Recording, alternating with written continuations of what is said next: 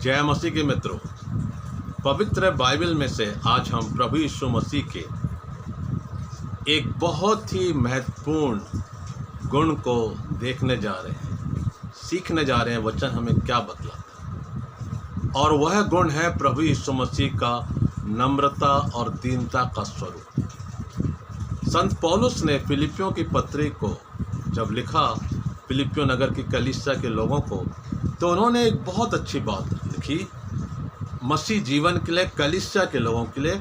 जैसा मसीह यीशु का स्वभाव था वैसा ही तुम्हारा भी स्वभाव हो।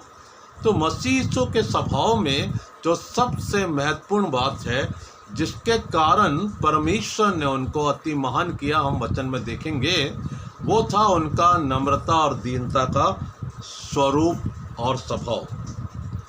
फिलिपियों 2:6 में लिखा है, जिसने परमेश्वर के स्वरूप में होकर भी परमेश्वर के तुल्य होने को अपने वश में रखने की वस्तु ना समझा, वरन अपने आप को ऐसा शून्य कर दिया। नम्र बनने के लिए सबसे पहली बात है मुझे और आपको अपने जीवन में सीखना है, वो है अपने आप को शून्य करना, खाली कर देना। हमारे हृदय में, जीवन के भीतर जो दूसरों के प्रति द्वेष है, जलन है, ईर्ष्या है, घमंड का स्वभाव है, हमारे जो भी कारणों से, हमें उनको अलग करना है। और जब हम अपने आप को खाली कर देते हैं, तब हम प्रभु यीशु मसीह के समान नम्र और दीन बनने के राह में आगे बढ़ जाते हैं। और फिर परमेश्वर पिता हमें बहुतायत से अपनी महिमा के लिए इस्तेमाल करते हैं और बहुधा अपना गवाह बनाकर बहुत से स्थानों पर खड़ा करते हैं। तो शून्य करना, अपने आप को खाली करना बहुत ज़रूरी है। और दूसरी बात है, उनके स्वभाव में और दास का स्वरूप धारण किया और मनुष्य के समानता में हो गया। नम्र व्यक्ति का जो दूसरा खास गुण है कि वह सेवक होता है। आज बहुत से अगुओं ने सेवा के भाव को यदि त्याग दिया, तो वो फिर प्रभु की सेवा के लिए अच्छे अगुवे नहीं बन पाएंगे।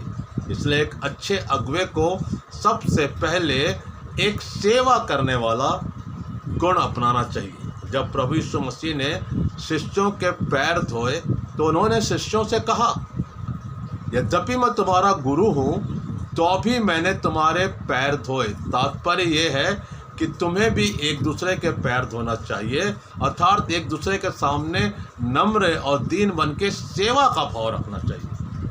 और जो लोग सेवा करना चाहते हैं, वो किसी भी क्षेत्र के हों, वो आशीषित होते हैं। जो प्रभु यीशु मसीह की जो एक बहुत बड़ी आशीष है कि प्रभु यीशु मसीह उन्हें बहुतायत का जीवन प्रदान करते हैं। तीसरी बात जो है नम्र बनने की, वो पद 8 में लिखा हुआ है, और मनुष्य के रूप में प्रकट होकर अपने आप को दीन किया और यहाँ तक आज्ञाकारी रहा कि मृत्यु, हाँ, क्रूस की मृत्यु भी सह ली।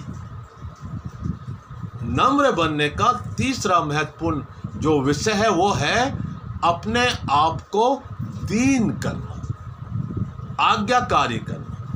और जो हमें टास्क दिया जा रहा है, जो जिम्मेदारियां दी जा रही हैं, चाहे समाज में, कलीसिया में, परिवार में, जब हम उसे परमेश्वर के भय में उन जिम्मेदारियों को हम पूरा करते हैं, उनका निर्वहन करते हैं, तो हम प्रभु यीशु मसीह के समान नम्रता के स्वभाव को धारण कर लेते हैं। और ये मेरे और आपके जीवन के लिए आशीष का कारण बन जाता है। प्रभु यीशु मसीह नम्र थे, इसलिए उन्होंने बड़ी नम्रता के साथ सारी मानव जाति के पापों का बोझ क्रूस पर उठा लिया। और वहाँ पर परमेश्वर पिता ने मानव जाति के लिए उनके क्रूस पर बलिदान के द्वारा, लहू बहाए जाने के द्वारा उद्धार का मार्ग खोल दिया, और क्रूस पर उन्होंने मृत्यु पर जय पाई। हालेलुया! ये मेरे और आपके लिए बहुत सीखने वाली बात है। मत्ती रचित सुसमाचार उसका 5वां अध्याय और उसका जो 5वां पद है, वो लिखा है मत्ती 5:5, धन्य है वे जो नम्र हैं, धन्य है वे जो नम्र हैं, क्योंकि वे पृथ्वी के अधिकारी होंगे। मूसा के बारे में कहा जाता है, परमेश्वर ने मूसा के लिए गवाही दी कि वो पृथ्वी पर सबसे एक नम्र व्यक्ति पाया गया। वो खराई से चलने वाला व्यक्ति था और परमेश्वर पिता स्वयं दूसरों को, खास करके हारून और उनकी सिस्टर मरियम को, ये बात कह रहे हैं कि मूसा के समान पृथ्वी पर क्या कोई नम्र व्यक्ति है। और इसलिए परमेश्वर ने मूसा को एक विशेष कार्य के लिए उपयोग में लाए। यदि आपको बहुत बड़ा अगुवा बनना है, मूसा के समान महान अगुवा बनना है, तो प्रभु यीशु मसीह के इस स्वभाव को हमें अपने जीवन में धारण करना। मेरे प्रिय भाइयों और बहनों, आइए प्रभु यीशु मसीह के इस स्वभाव को जब हम धारण करते हैं, अपने आप को खाली करते हैं, दास का स्वरूप धारण करते हैं और आज्ञाकारी रहते हैं, तो यकीन मानिए खुदावंद यीशु मसीह की तरह हम जीवन जिएंगे और दूसरों के लिए परमेश्वर पिता हमें आशीष का माध्यम बनाएंगे। इन वचनों के द्वारा प्रभु यीशु मसीह आपको बहुत बहुत आशीष दे। आमीन।